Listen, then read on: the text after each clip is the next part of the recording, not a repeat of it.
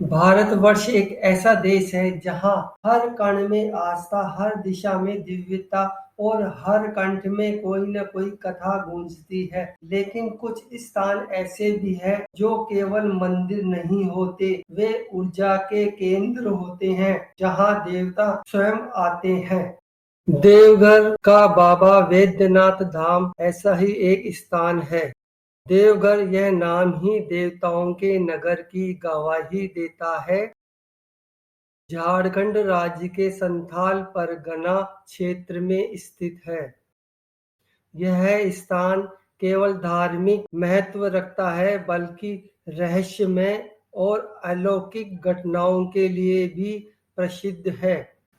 यहाँ पर स्थित बाबा वैद्यनाथ धाम मंदिर भारत के 12 ज्योतिर्लिंगों में से एक माना जाता है और साथ ही 51 शक्तिपीठों में भी इसकी गिनती होती है।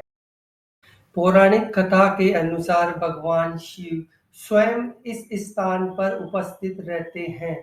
कहते हैं कि हर वर्ष सावन के महीने में वे इस धाम में वैद्य के रूप में आते हैं।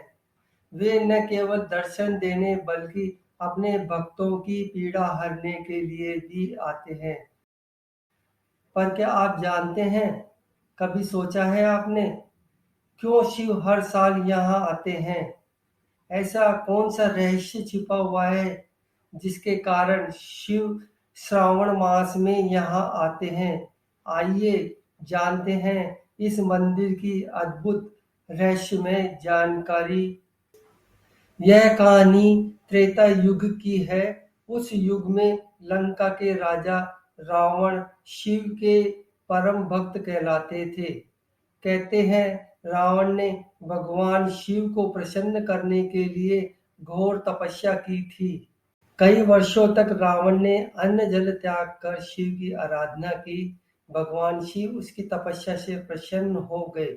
भगवान शिव उसके सामने प्रकट हुए और कहा, वरदान मांगो। तब रावण ने कहा, प्रभु मुझे आप चाहिए, आप मेरे लंका में निवास। उसी समय भगवान शिव उसकी ओर देखकर मुस्कुराए।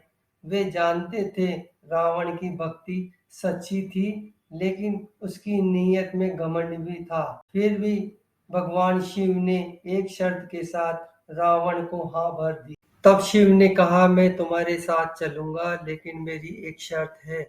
जहां तुम मुझे जमीन पर रख दोगे वहीं पर मैं स्थिर हो जाऊंगा।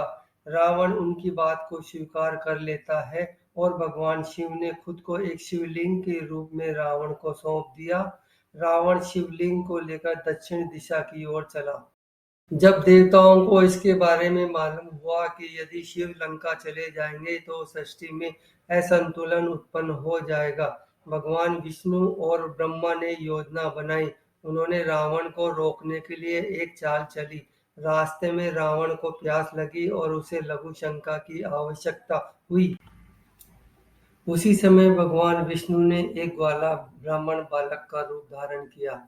रावण ने उस बालक को देखकर अपने पास बुलाया और कहा, इस शिवलिंग को कुछ देर अपने पास हाथों में रखो, जब तक मैं नहीं आ जाता। रावण ने आदेश दिया, ध्यान रखना शिवलिंग जमीन पर मत रखना। लेकिन ग्वाले ने शिवलिंग को जमीन पर रख दिया। शिवलिंग जैसे ही जमीन पर रखा वह वहीं स्थापित हो गया। जब रावण लौट कर आया उसने शिवलिंग को उठाने की कोशिश की, वह जमीन पर स्थिर हो गया।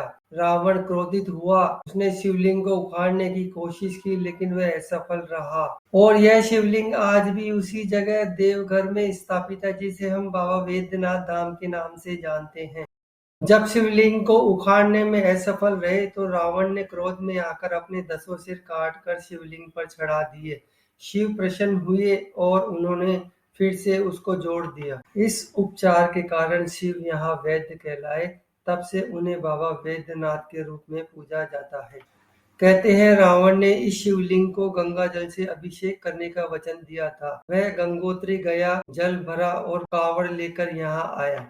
उसी परंपरा को निभाते हुए आज भी सावन के महीने में लाखों श्रद्धालु कांवड़िया के रूप में सुल्तानगंज से जल लेकर देवघर तक पैदल यात्रा करते हैं। इस यात्रा का उद्देश्य सिर्फ जल चढ़ाना नहीं है, यह एक आध्यात्मिक अनुभव है। कहा जाता है कि जो इस यात्रा को श्रद्धा से पूरा करता है, उसकी हर मनोकामना पूरी होती है। हर भक्त के मन में प्रश्न आता है कि क्या शिव सच में हर साल यहाँ आते हैं? इसका जवाब है हाँ। पौराणिक मान्यताओं के अनुसार श्रावण मास में शिव स्वयं एक वेद का रूप लेकर मंदिर परिसर में विचरण करते हैं। कोई उन्हें वृद्ध के रूप में देखता है, कोई युवा साधु के रूप में देखता है। यहाँ के स्थानीय पुजारियों ने कई बार कहा है कि कभी-कभी ऐसा लगता है जैसे कोई अदृश्य शक्ति गर्भगृह में प्रवेश कर रही है। घंटियां अपने आप बजती है, शिवलिंग पर अपने आप जल चढ़ता है। यह शक्तिपीठ धाम न केवल ज्योतिर्लिंग है, बल्कि यह 51 शक्तिपीठों में से एक है। कहा जाता है कि जब सती ने अपने पिता दक्ष के यज्ञ में अपने प्राण त्याग दिए, तो शोकाकुल शिव उनका शव लेकर आकाश में घूमते रहे। जब भगवान विष्णु ने उनका शरीर सुदर्शन चक्र से खंडित कर दिया, जहां जहां सती के अंग गिरे, वहां शक्तिपीठ बन गए। ऐसा माना जाता है कि सती का हृदय इसी स्थान पर गिरा, इसलिए इसे हृदय पीठ भी कहा जाता है। वेद धाम के स्थानीय लोगों का कहना है कि एक दिन किसान सावन के महीने में सुबह के समय खेत जोत रहा था। अचानक उसे लगा जैसे उसके सामने कोई खड़ा है। धुंध के बीच में एक दिव्य आकृति धीरे धीरे प्रकट होने लगी। यह नजारा देख किसान एक बार तो घबरा गया। किसान की आंखों में आंसू बहने लगे। उसने हाथ जोड़कर वह नतमस्तक हो गया। जब उसने दोबारा आंख खोली तो शिव का रूप लुप्त हो चुका था, लेकिन खेत की मिट्टी में गंधर्व की ध्वनि आ रही थी। इस वैद्यनाथ मंदिर में बहुत सी ऐसी घटनाएं घटी है और चमत्कार भी हुए हैं। इस मंदिर के गर्भगृह में कई बार बिना किसी भक्त के शिवलिंग पर जल की बूंदें देखी गई। इन बूंदों की खोज में कई वैज्ञानिकों ने प्रयास भी किया, लेकिन उन्हें कोई सफलता नहीं मिली और वे निराश होकर वापस लौट गए। वैद्यनाथ मंदिर के पुजारी का कहना है कि कभी-कभी शिवलिंग अपने आप गर्म हो जाता है और कभी बिल्कुल ही ठंडा हो जाता है। यह परिवर्तन नाभि ऊर्जा से संबंधित माना जाता है। वहाँ के स्थानीय कांवड़ियों ने कहा है कि जब वे अंतिम चरण में थक जाते हैं, तभी कोई अदृश्य शक्ति उनके कंधे से कांवड़ थाम लेती है। क्या यह बाबा वैद्यनाथ है? आधुनिक वैज्ञानिकों ने भी इस मंदिर की गहराई को समझने का प्रयास किया है, लेकिन आश्चर्य की बात यह है कि मंदिर के गर्भगृह में चट्टानों के भीतर एक गुफा बनी हुई है, जिसका कोई स्पष्ट मानचित्र नहीं मिला। भूगर्भ शास्त्री मानते हैं कि यह क्षेत्र विद्युत चुंबकीय ऊर्जा का केंद्र है, लेकिन इस ऊर्जा की उत्पत्ति का स्रोत आज भी एक रहस्यमय बना हुआ है। इस क्षेत्र के व्यक्तियों का कहना है कि एक बार एक किसान बहुत बीमार हो गया। उसने बाबा से प्रार्थना की। उसी रात किसान ने स्वप्न में एक वैद्य को देखा। उस वैद्य ने किसान को जड़ी बूटी दी। जब किसान प्रातःकाल उठा तो वह पूरी तरह से स्वस्थ था। ऐसा लगा जैसे वह बीमार ही नहीं था।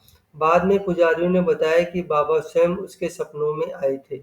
आज देवघर का बाबा वैद्यनाथ मंदिर न केवल झारखंड बल्कि पूरे भारत का आध्यात्मिक केंद्र बन गया है। यहाँ केवल हिंदू नहीं बल्कि सभी धर्मों के लोग श्रद्धा से यहाँ पर आते हैं। यहाँ हर दिन हजारों भक्त दर्शन करने आते हैं, लेकिन सावन के महीने में भक्तों की लाखों में संख्या पहुँच जाती है। बाबा वैद्यनाथ धाम सिर्फ एक मंदिर नहीं है, बल्कि यह एक ऐसा स्थान है जहां श्रद्धा और रहस्य एक साथ चलते हैं। हर वर्ष शिव का यहाँ आना कोई कल्पना नहीं है, बल्कि यह अनुभव है जो भक्त अपने भीतर महसूस करते हैं। क्या यह शिव और भक्त के बीच आत्मिक संवाद है? क्या यह स्थान वास्तव में किसी दिव्य शक्ति का केंद्र है?